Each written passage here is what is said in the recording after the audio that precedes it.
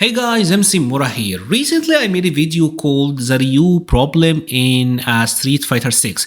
And this is a video that really resonated with you guys. We got a lot of feedback, and in this video, if you haven't watched it, and even if you did, I just wanted to elaborate a little bit more because I talked about an issue in my opinion, but I didn't really address like how I would change it, what we can actually do about it. And full disclosure, right? Again, this is my opinion. I'm not saying that Street Fighter 6 is a bad game. I'm not the type to say this game is trash. Not really. Capcom obviously went with a very specific direction that they had for Street Fighter 6. They wanted the game in a specific way, and they made that game.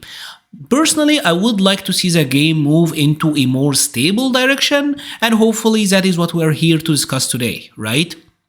So the thing about the game, what I talked about in this video is too long, don't read, is that there are a lot of issues with the game that people complain about, whether we're talking about throw loops, drive rush, shaking drive rush, moves that can punish you for trying to shake a drive rush, like drive rush cancel into a special, or moves like suppressor, and people get through looped because they are afraid if they happen to try to tech and they get shimmied, they explode.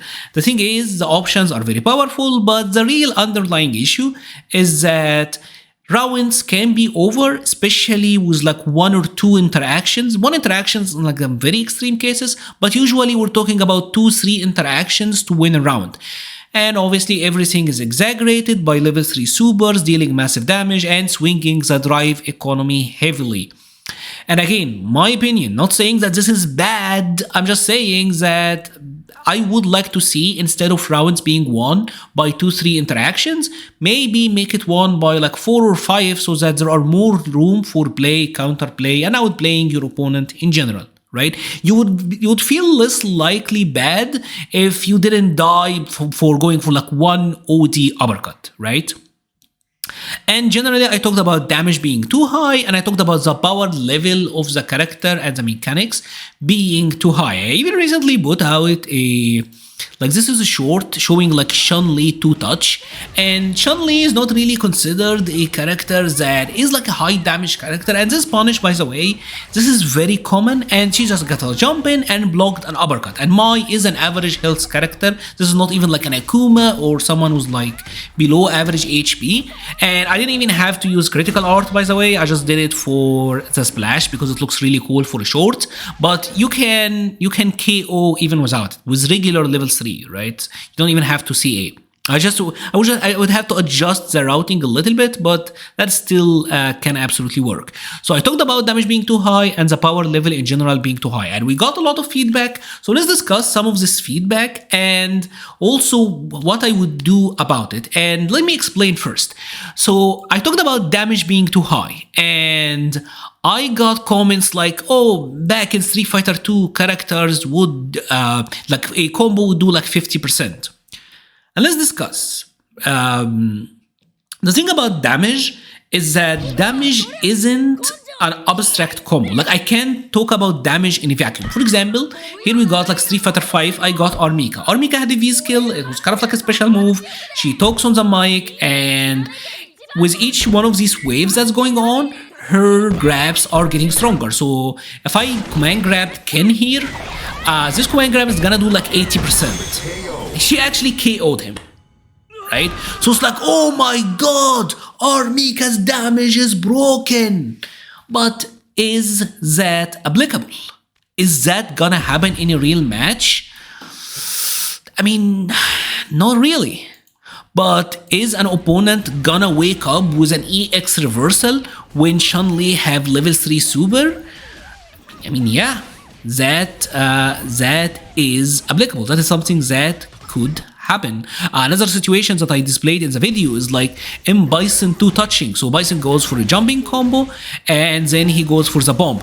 Chun-Li didn't even wake up with a reversal. She just got hit by a drive rush overhead, and bam, Chun-Li explode. This is applicable damage. Like, this is real damage that can happen in real situations. And back during Street Fighter 2, combos did 50% and whatever, right? Which is true, but the thing with Street Fighter 2 is, again, how applicable was that compared to what we have today. So in a game like Street Fighter 2, say that you jumped over a fireball, right? It is actually genuinely difficult to land a jumping combo in a game like Street Fighter 2 because of the lack of hit stun. If I jumped like something like this, that wasn't a combo. That is jumping heavy punch into another heavy, wasn't a combo. Sure, if I landed a jumping heavy that is deep and I got something like that, that even wasn't a combo, by the way. Again, saw how deep that was and it still didn't combo. That is not gonna combo. That one may happen. So this is like a 3-hit combo. And sure, that did massive damage, but the jump in had to be super deep for that to land, right? Which meant that in a game like Street Fighter 2, doing something like jumping over a fireball and getting a combo punish was much less likely to happen. Was much less likely to happen. And again, in that game, I talked about how characters like Ryu, like far range normals weren't really that cancelable. You mostly had to deal with your crouching medium kick. So yeah, like damage could be high, it's a possibility, but it is like difficult to land it. If I compare landing that jumping to Bison landing like a jumping, which actually is like, this is a hard jumping to land, by the way, but even then, it's much easier to land like a jumping combo in Street Fighter 6 over a fireball or whatever. And this obviously will bring us to the second point, which is the power level being too high. And what I mean by that, with power level too high, what I mean is the properties in general of the moves that the characters throw around is a little bit too good. And let me show you some examples of what I mean, right? So we got two characters, for example, here we got Ed and we got Bison. And we have a move like Ed's OD Psycho Flicker. So this move will combo from heavies, and this is like a launcher. This is like a launching type of move. And the thing about it is that during this combo, Ed will restart to regain meter, so he immediately gets to attack you afterwards. And it can combo from his mediums, at least like the crouching medium kick, it combos from his heavy punch, so that's good. But this move is also +4 on block, right? +4 on block gets him in throw range, where he can then apply like a throw mix-up. So let's entertain this idea actually. So Ed have a special move, an EX special move that is a launcher that have gigantic range. Like let's take a look at how far this is. So even if like Bison waved like a normal half screen away. Oh my god, that stick drift is gonna kill me. Like he still is able to convert because this is obviously great. It's plus on block, it's a launcher, it doesn't lock him away from being able to regenerate move. Isn't that a little bit too good? Like imagine Ryu OD Donkey Kick being plus on block. Imagine Bison's OD Scissors giving him like a full combo and being plus on block. That's actually kind of crazy. Like in any context, especially with a character that has this sort of range, I think that's a little bit too good, right? That is very high, that's very powerful. We have moves like OD Psycho Crusher, and this move is busted. It's like, when you really think about it, Bison Psycho Crusher is obviously projectile invul. It leaves Bison at -3, so it's completely safe. It doesn't leave him in throw range, so like you can't immediately enforce a throw mix on Bison. As a matter of fact, he can even like walk backwards and punish you for trying to grab him. This move also happens to anti-air. This move also is hit confirmable into level 3. It's easy to hit confirm because it's reactable. Because it's 3 hits, it breaks the eye, and if the opponent have a bomb set on them, this move becomes plus on block, +10, and obviously deals a lot of drive chip damage. Isn't that a little bit too strong? We have moves like the Drive Rush Overhead, which I've talked about it in length. Drive Rush Overheads generally being like very plus on block, and they lead to combos that are not really scaled, and if they happen to get blocked, Drive Rush Overheads for the most part are gonna be only they're gonna be plus on block, so you can continue on with your pressure. So that is the sort of like really high power levels that I'm talking about. And again, this is not to say that Ed is broken or that Bison is broken. We have moves like OD Condor Spire, which is also like a very broken move. Generally, like I said, the power level is too high. So damage being accessible easily or high damage being accessible easily along with the power level being very high, the properties on the moves themselves being super high, is what led to Street Fighter 6 being a game where it can end round in 2 or 3 interactions. And that is pretty much like the main point. So what would you suggest, Pura? What can we do about all of it? And in my opinion, it depends on what Capcom wants to do. There is a solution that is really difficult, and that is tone down the power level of the game in its entirety. Which, that is too much work. I don't expect Capcom to do that. And at the end of the day, people don't love feeling nerfed, right? If Drive Rush Overhead no longer gives you combos, you're taking away some of the fun out of the player who is going for that, right?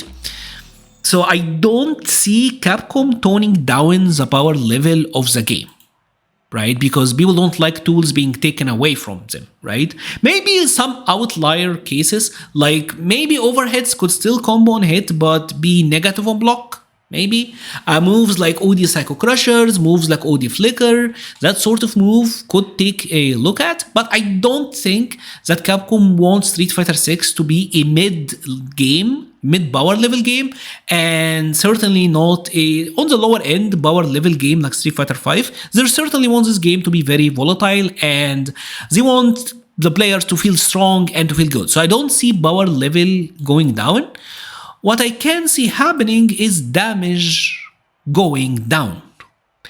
If the tools, the properties are still very good, but instead of dying in 2-3 hits, you now die in 4, you have now more room for play, more room for interactions, and I do ultimately think that is good.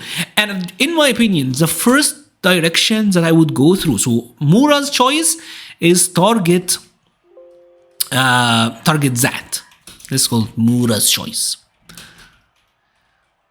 Reduce the practical power level of the damage level on a lot of the interactions. Tone down the damage a little bit, which I do think is accessible, much more accessible through easy ways.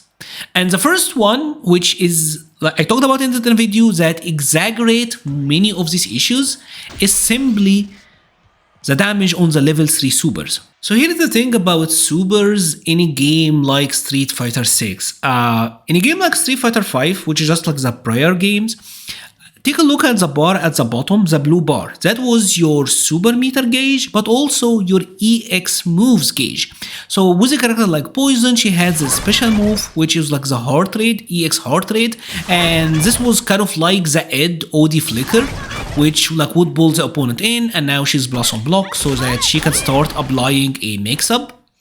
But the thing is, because you had to either choose between spending on EX moves or spending on super, there was actually sort of decision making with, do I want to save up for the super or not? And Street Fighter 5 was actually the game that induced the whole thing about supers having minimal scaling, so that if I activate my super, the super would do like a minimal value, and that was done to like incentivize you. So the damage scaling is at 50%, as you can notice here on the top right. The damage scaling is at 50%. That is the minimum that supers would scale in Street Fighter 5. But it made sense in Street Fighter 5 because, like I said, there was some decision making to do, right? Like, do I want to do that? Or maybe I want to save for OD moves, so then I can like harass him with the EX heart rate, etc. Right? And in some cases, like a character like Ryu, for example, like his EX uppercut, his invincible reversal was tied to an EX move. So if you want a wake up EX DP, you had to give up third of your super meter, right? So there was decision making, and because of that, the idea of minimum scaling being at 50% was something that, alright, like that made sense. The level 3 supers in Street Fighter 6 work more like the ultra combos in Street Fighter 4, where there is the ultra bar at the bottom, but that is not tied to my EX bar. Let's actually make this not infinite. I can throw EX special moves however I want. I can spend on DP, FADC, whatever, and I'm not spending on my ultra gauge. So my big cinematic super is only there for me to land it, whether we're talking about like utility, throwing it like as an anti-fireball, anti-air, whatever, or just landing it in combos, right? Street Fighter 6 supers work, in my opinion, a lot closer to ultra combos than they did like the supers from Street Fighter 2 or 3, not 2 didn't have EX move. They didn't work like 3 or 5, where you had to make choice between EX or super. They're kind of like ultra, there is no choice to be made. But here's the thing with ultra combos. You couldn't super cancel into an ultra combo. And you can't even like a normal move cancel into an ultra. I can do heavy punch, for example, into Ryu's ultra. I can into his super, which is tied to the EX moves, but I can't into his ultra. For me to land an ultra, say like I can land like a jump in, and then land it that way, which is like a link combo, or obviously the method that everyone knows, which is like DP FADC, right? That is how you would land it. That is typically how character, or like through focus, whatever. Like you had to either juggle into it or link into it. You couldn't cancel into it for the most part, and it didn't have like the minimum scaling thing. But here is obviously the main difference between Street Fighter 4 and Street Fighter 6 when it comes to the ultra combos, is that in Street Fighter 4 you got ultra combos just by getting hit, just by playing. You would have them every round, which is not really the same with Street Fighter 6. You kind of have to build that gauge, and maybe round 1, round 2 it's not really there. So I understand improving the properties. I understand stuff like making it like you can super cancel into it, and obviously the minimum scaling. So what I would do is simply attack the minimum scaling. I think that is the easiest way to go around it, right? Like instead of having the minimum scaling be at 50%, make the minimum scaling at 30%, right? And if the base value is still 4K, 30% is still gonna be quite a lot, but it's not gonna be as oppressive. And if you happen to got like the big hit, like the big whiff punish into super, that's still gonna deal a big chunk. But the idea is the option of meter dumping everything into a big level 3 super and dealing massive damage, that would get toned down a little bit. So my initial change, what I would do is simply level 3 supers, max scaling reduced to 30% from 50%. I think that would actually tone down a lot of the big meter dump moves, right? Because it's still gonna deal like a chunk of damage, but it's gonna be significantly less, and that 400 or so damage that you're gonna save is gonna lead to one more interaction. I don't want the game to be like a super low damage game as well, but that's gonna make one. And I know what people are gonna say, but people are gonna use level 1 all the time. People are gonna use level 2 all the time. I don't necessarily think that is bad either. If the result of this is more level 1s, that's fine, because at the end of the day, level 1 still have much lower base damage and obviously worse properties, and it's harder to cancel into, right? Like I can't cancel that into level 1, I can't cancel that into level 2, only is a level 3, right? So it's still gonna have a place, and it's still gonna have obviously utility. And the thing about the level 3s that makes them very special is that level 3 regenerate drive gauge. That's a huge difference between level 1 and level 2. Say that I did this, right? With the level 3 combo, Ed is gonna get back his drive.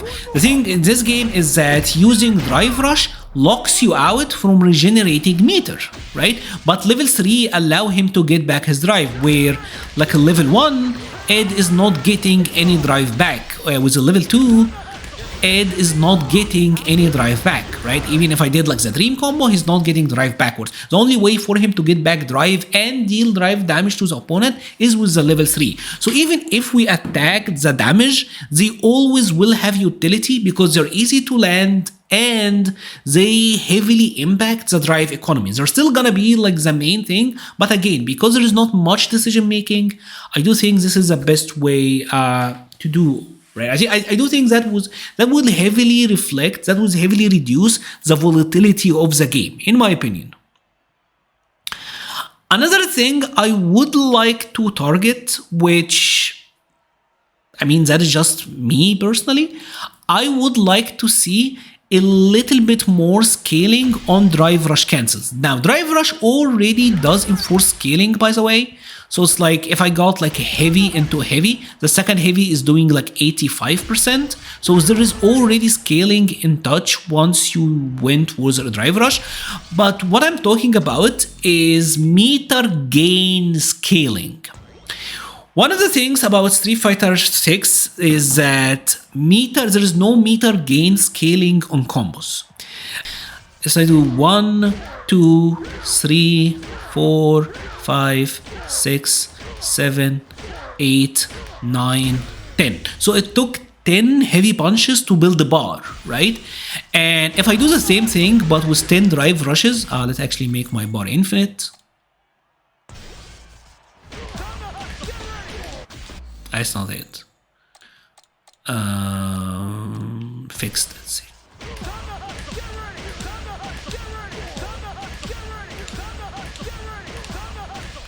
So 10 combo also built that one bar backwards. So combo length and how long the combo is never scales the meter gain you're getting from that move. Yes, the damage is scaled, but the meter is never scaled. And that's why when you have characters like Guile or Rashid and they're doing these really long combos, they're still able to build back that bar. This is what I would target. So what I would do is actually introduce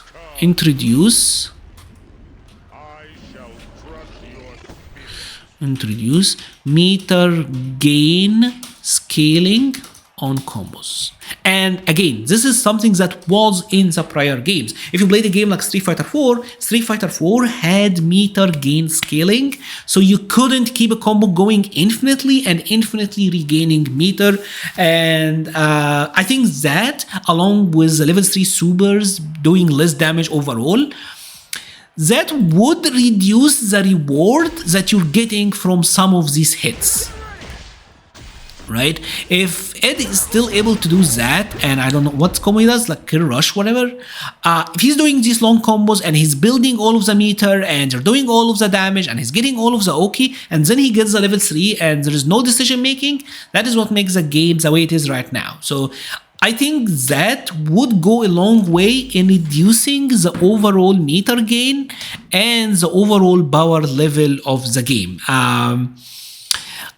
Honestly, if it was me, I would start at that and see how the game goes. Obviously, like I said, I could tone down some of the outlier moves, like I would personally as well make overheads negative -1 on a DR.